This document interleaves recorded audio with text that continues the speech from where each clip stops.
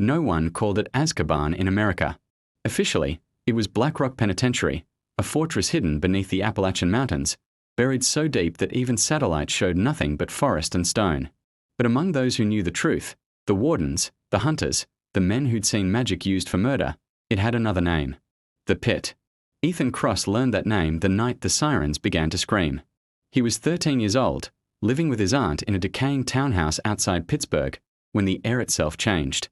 The walls trembled, not from sound, but from pressure, as if the atmosphere had tightened its grip on the world. Then came the helicopters. Black, unmarked, flying low enough to rattle the windows. Their searchlights cut through the fog like blades, sweeping rooftops, alleyways, backyards. Ethan stepped outside before his aunt could stop him. That was when he saw them. Men in long dark coats stood at the edge of the street, faces pale, eyes empty. They didn't move. They didn't speak. Yet every breath Ethan took suddenly felt heavier, colder, like joy itself had been drained from the night. Fear unlike anything he'd ever known crawled into his chest. One of the men turned his head slowly and looked straight at him. Ethan collapsed to his knees, gasping. Across the city, alarms wailed from places that didn't officially exist. Underground vaults unlocked. Ancient seals cracked. For the first time in 30 years, Black Rock Penitentiary had suffered a breach. And one prisoner had escaped. His name was Silas Graves. Silas Graves had been locked away before Ethan was born, before smartphones, before the world pretended magic was a myth. His file was so classified that most agents weren't even allowed to read it. Those who did rarely slept afterward. Convicted of 13 counts of magical homicide. Suspected in dozens more. The only man ever sentenced to eternal containment. He wasn't powerful in the way legends described. No storms, no armies, no grand speeches. What made Silas dangerous was something far worse. He was precise, cold, and patient. At Black Rock, prisoners weren't guarded by bars alone. They were watched by wardens, entities bound from another plane, drawn to guilt and fed by despair. They didn't kill. They erased hope, memory, and will. Most inmates went mad within weeks. Silas Graves lasted 30 years. When the guards found his cell empty, they also found something impossible. The wardens were gone. Not destroyed. Gone. As if they had fled. By dawn, the American Magical Authority issued a silent lockdown. Airports stalled. Highways closed. News anchors blamed a chemical spill and military exercise. But Ethan knew better. Because as the sun rose, the mark on his arm burned for the first time. He'd been born with it, a thin scar that wrapped around his wrist like a broken chain. Doctors called it a birth defect. His aunt called it a curse. Ethan had learned to hide it beneath long sleeves. Now it pulsed with heat. Across the country, Silas Graves was moving. And somehow, he was moving toward Ethan. The first death happened in Ohio. A former Black Rock investigator was found in his home, seated calmly at the dinner table. No signs of struggle. No wounds. Just a single symbol carved into the wood in front of him, a circle split by a line. The same symbol burned into Ethan's wrist. Authorities arrived too late. They always did. Silas never rushed. He didn't run. He walked, confident that nothing alive could stop him. At every crime scene, witnesses reported the same thing. The temperature dropped. Sounds dulled. Memories blurred. And a man's voice, quiet, almost kind, asking a single question. Do you remember what you did? By the third victim, panic spread through the hidden world. Old alliances reformed. Bounties were whispered. Hunters came out of retirement. They all failed. Because Silas Graves wasn't escaping. He was collecting. Ethan felt it every night. Dreams filled with stone corridors, chains dragging across concrete, and a man standing just out of sight, waiting. Waiting for the boy who survived something no one would explain. On the 7th night, a letter appeared on Ethan's bed. No stamp. No handwriting. Just words burned into the paper. You're not safe with them anymore. Outside, the streetlights flickered. And somewhere in the dark, a prisoner who was never supposed to breathe free air again finally smiled. The first person to tell Ethan the truth was a man who wasn't supposed to exist. He arrived at the townhouse just after midnight, stepping out of the shadows as if the darkness itself had opened a door for him. Ethan's aunt never heard him come in. The locks never broke. The alarms never sounded. Ethan woke up because the scar on his wrist felt like it was being pulled apart from the inside. The man stood at the foot of his bed, tall and lean, wearing a weathered leather coat that smelled faintly of smoke and iron. His hair was streaked with grey, his eyes sharp but tired, like someone who'd been running for decades and had only just stopped. "Don't scream," the man said quietly. "They'll hear you before I can stop them." Ethan sat up slowly, heart pounding. "Who are you?" The man glanced at the door, then back at Ethan. "Someone who hunted Silas Graves once, and failed." That name hit like a gunshot. "You know him," Ethan whispered. "I helped put him in Blackrock," the man replied. "And I helped hide you." Ethan stared at his wrist. The mark was glowing faintly now, the broken chain unmistakable.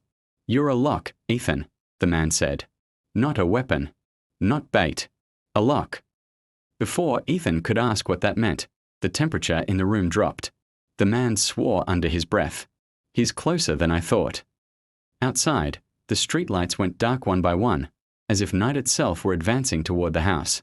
A pressure filled the air, heavy and suffocating, the same feeling Ethan remembered from the night of the helicopters. The wardens, or what remained of them. They followed him out, the man said. Or maybe he let them. A shadow stretched across the wall, twisting into a shape that wasn't human. Ethan's breath fogged in front of his face.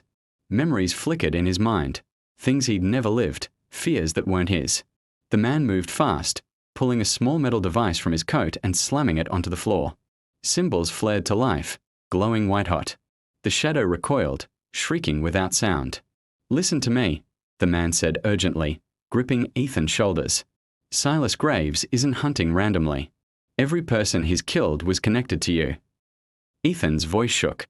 "I don't know him." "No," the man said grimly. "But he knows you." The shadow dissolved into mist, retreating through the walls like smoke sucked into a vacuum. Silence returned, but the house felt wrong, emptier, as if something vital had been drained away. "My name is Caleb Ward," the man said finally. "I was a warden handler at Blackrock. My job was to make sure prisoners never escaped." Ethan swallowed. "And you failed." Caleb didn't argue. 30 years ago, Caleb continued, Silas Graves was brought in after a massacre in rural Montana. An entire settlement wiped out overnight. Men, women, children. No bodies moved. No signs of resistance. Just gone. Ethan's stomach twisted. "They said he did it alone," Caleb said. "We later learned he didn't kill them. He erased them, bound their existence into something else." "Into what?" Ethan asked. Caleb looked away. "Into the locks." Ethan's scar burned violently. "Blackrock wasn't built to hold Silas," Caleb said. "It was built around him. He was the anchor that powered the prison's containment grid. His guilt, his memories, his crimes, they fed the wardens, kept everything stable." "So why lock him away?" Ethan asked. "Because he wanted more," Caleb said. "He discovered a way to transfer that binding, to put it into a living host." Ethan's chest tightened. "Me." "You were born during a containment failure," Caleb said quietly. "A child exposed to raw binding energy. They were going to terminate you." The room spun. "My mother." Ethan asked. "She stopped them," Caleb said. "She made a deal. She let Silas bind part of himself into you, just enough to seal him permanently." Ethan felt sick. "You used me." "We saved the world," Caleb snapped, then softened. "And damned you in the process." Silas Graves hadn't escaped Blackrock because the prison failed. It failed because Ethan was no longer inside it. "He's killing the people who know how to use you," Caleb said. "Because once he completes the circle, you won't be a lock anymore. You'll be a door." A crash echoed from downstairs. Both of them froze. Slow footsteps followed. Calm. Unhurried. A familiar voice drifted up through the floorboards. Soft, almost gentle. "Ethan," it said. "I was hoping you'd wake up before I arrived." Caleb drew a weapon etched with glowing runes, hand shaking. "He can't cross the threshold," he muttered. "Not yet." The footsteps stopped at the front door. Wood creaked. "You grew up well," Silas Graves said from the other side. "I was afraid they'd turn you into a weapon. Or worse, a believer." Ethan moved toward the stairs despite Caleb's grip. "Don't," Caleb whispered. "He wants you to choose." Ethan's scar flared, brighter than ever before. Outside, the door slowly began to open, without being touched. "Come with me," Silas said, "and I'll show you what they buried with me in that prison." The light shattered, and the lock began to crack. The front door never fully opened. It peeled, as if reality itself were being pried apart, layer by invisible layer. Wood bent inward without splintering. Metal locks twisted like soft wire. The air howled, not from wind, but from pressure equalizing between two worlds that were never meant to touch. Caleb shoved Ethan backward. "Cover your ears," he barked. "And don't listen to him, no matter what he says." Too late. Silas Graves stepped inside. He looked nothing like the monster Ethan had imagined. No scars. No wild eyes. Just a man in his early 40s, wearing a plain dark coat, hair neatly combed, expression calm, almost warm. But the room reacted to him. Paint peeled from the walls. Photographs curled and blackened. The temperature plummeted so fast Ethan's teeth chattered uncontrollably. Silas glanced around the living room, mildly curious. "They kept you somewhere modest," he said. "I expected worse." Caleb raised his weapon. "One step closer and I end this." Silas smiled faintly. "You never could." He lifted a hand, not threatening, not rushed. The runes on Caleb's weapon flickered, then went dark. Caleb stared in horror. Silas turned his attention back to Ethan. "You feel it, don't you?" he asked softly. "The strain. The pull. Being something you were never meant to be." Ethan's scar throbbed violently, heat and cold colliding under his skin. "You did this to me." "Yes," Silas said without hesitation. "And I'm sorry." That answer shook Ethan more than any threat could have. "They told you I'm a monster," Silas continued. "A butcher. A madman who feeds on despair. That's the version they needed you to believe." Caleb shouted, "He murdered children." Silas's eyes flicked to him, sharp now, dangerous. "No," he said quietly. "I saved them from what BlackRock would have turned them into." The walls screamed. Images flooded Ethan's mind, stone corridors stretching endlessly, cells stacked like coffins, prisoners strapped into chairs while wardens fed on their memories. Hope drained. Identity erased. BlackRock wasn't just a prison. It was a factory. "They don't contain monsters," Silas said. "They make them." Caleb lunged forward, pulling a small device from his coat. He slammed it against Silas's chest. For a split second, hope flared. Then the device shattered like glass. Caleb collapsed, gasping, as if gravity had tripled around him. Silas knelt beside him, almost gentle. "I told you. Precision, not power." He stood and turned back to Ethan. "You are the last seal," Silas said. "The final mistake they can't undo." "I don't want this," Ethan said, voice breaking. "I just want my life." Silas nodded slowly. So did every prisoner in BlackRock. A siren wailed in the distance, low, resonant, not mechanical. Silas stiffened. "They found us," Caleb rasped. "Hunters are coming."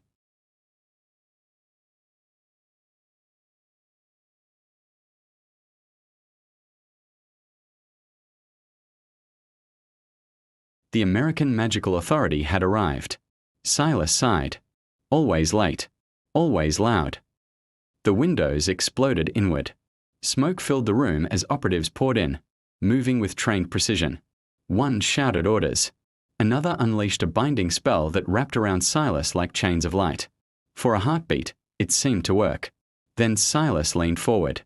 The chains rusted instantly, aging decades and seconds, before crumbling to dust. Panic rippled through the operatives. "Retreat," someone yelled. Silas didn't pursue them. He only looked at Ethan. "This is where you decide," he said calmly. "Not later. Not after another lie." "What happens if I go with you?" Ethan asked. Silas's expression darkened. "BlackRock falls." "And if I don't?" Silas looked. "Tired. Then it rebuilds," he said. "Stronger. Crueler.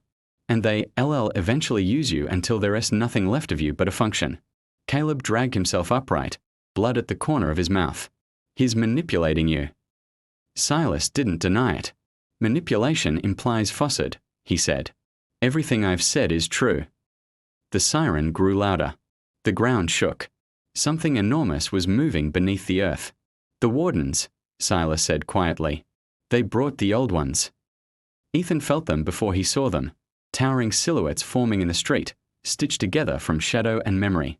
These were older than Blackrock, hungrier. They weren't there to capture Silas. They were there to erase Ethan. Silas extended a hand. Come with me, he said, and I'll teach you how to survive what they turned you into. Ethan looked at Caleb. Caleb's eyes were filled with fear, not for himself, but for Ethan. I can't protect you anymore, Caleb whispered. Whatever you choose it fast. The first warden pushed through the front of the house, its presence crushing, suffocating. Every happy memory Ethan had ever known began to fade at the edges. His scar burned white-hot. The lock was breaking. Ethan took Silas's hand. The world folded inward. And far beneath the mountains, Blackrock Penitentiary began to wake up. Ethan didn't feel himself move. The world collapsed. Not destroyed, compressed. Sound vanished first. Then color. Then time itself seemed to fold like paper under unbearable pressure. When sensation returned, it came all at once. Cold stone beneath his feet. Air thick with iron and old sorrow. And the distant, endless sound of screaming, muted, layered, as if echoing through water. They were standing inside Blackrock Penitentiary. Not the version that existed on maps or in classified files. The true Blackrock. The prison beneath the prison. Miles underground, carved directly into a fault line where reality was weakest. The walls weren't just stone, they were memories. Faces appeared and vanished in the rock, mouths open in silent pleas. Ethan staggered, clutching his wrist. Silas released his hand. Welcome home, Silas said softly. You brought me here, Ethan whispered. No, Silas corrected. You brought yourself. The lock always knows where the door is. Blackrock was alive now. The escape had triggered a failsafe buried deep in its design. Ancient runes glowed along the corridor, activating one by one. Containment mode. Absolute. From the darkness ahead came movement. Cells opening, restraints disengaging. Prisoners stepped out slowly, cautiously. Some looked human. Others had been twisted into something else entirely. None of them attacked. They stared at Ethan. Then, one by one, they knelt. The sound rippled down the corridor like falling dominoes. Ethan's breath caught. Why are they? Because you're carrying what was taken from them, Silas said. Choice. Blackrock wasn't meant to hold criminals. It was built to harvest guilt. Every prisoner fed the wardens. Every memory of regret, every ounce of shame, siphoned away and turned into fuel. That energy powered the authorities' control, erasing threats before the public ever knew they existed. Silas had discovered it too late. They used you to stabilize the system, Ethan said slowly. But you figured out how to break it. Silas nodded. By transferring the core binding into a living conduit. You. Ethan turned away, nauseated. So this ends with me dying. Silas was silent for a long moment. No, he said finally. It ends with you choosing who pays the price. The ground shook violently. From above, massive anchors slammed into the cavern ceiling. The authority had followed them, using Ethan's presence as a beacon. Sirens wailed. The wardens emerged. Not the smaller hunters Ethan had seen before, but the originals. Vast, skeletal forms stitched together from countless stolen memories. Their presence erased warmth, hope, even identity. Prisoners screamed as memories were ripped from them mid-thought. Silas stepped forward. They're here for you, he said. If they reclaim you, Blackrock resets. Everything continues. And if they don't? Ethan asked. Silas met his eyes. Blackrock dies. The wardens advanced.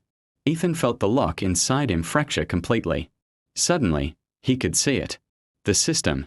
The bindings. The flow of stolen lives cycling endlessly through Blackrock like blood through a heart. And at the center, himself. I can shut it down, Ethan said, voice trembling. But I won't survive it. Silas shook his head. That's the lie they built into you. He stepped closer, placing a hand over Ethan's scar. You were never just a lock, Silas said. You were a failsafe, a way out. The warden struck. Silas raised his arms, and for the first time, unleashed everything he had been holding back. Not fire, not lightning, truth. Every crime BlackRock had buried. Every innocent erased to maintain secrecy. Every lie fed to the world. The cavern howled. The warden staggered, their forms unraveling under the weight of exposure. They fed on guilt, but truth was poison to them. Now. Silas shouted. Ethan screamed as he reached inward and turned. Not a key. A choice. The bindings shattered. Energy surged outward like a shockwave, tearing through BlackRock's foundations. Cells collapsed. Anchors snapped. The prison screamed as if alive. The wardens disintegrated, memories flooding back into the prisoners they'd stolen from. Above ground, every hidden authority facility across the country went dark. BlackRock was dying. Silas fell to one knee, blood running from his nose. You did it. Ethan collapsed beside him. You knew this would happen. Silas smiled faintly. I hoped. Sirens faded. The cavern began to crumble. What happens to you? Ethan asked. Silas looked at the falling stone, then back at Ethan. Someone has to stay behind. Make sure it never rebuilds. Ethan shook his head. I won't let you. Silas placed a hand on Ethan's shoulder. This was always my sentence. The floor split between them. Prisoners ran for the exits, paths opening where walls once stood. Silas stepped back into the collapsing dark. Live, he said, and tell them what they did. The cavern imploded. Ethan woke up on a mountainside at dawn. No scars, no mark, just the sound of helicopters in the distance and screaming alarms from facilities that no longer existed. The official story blamed an earthquake, but the hidden world was changed forever. BlackRock Penitentiary was gone. So were the wardens. And somewhere in America, a system built on silence had finally been exposed. Ethan walked away as the sun rose, free for the first time. But some prisons, once destroyed, never truly disappear.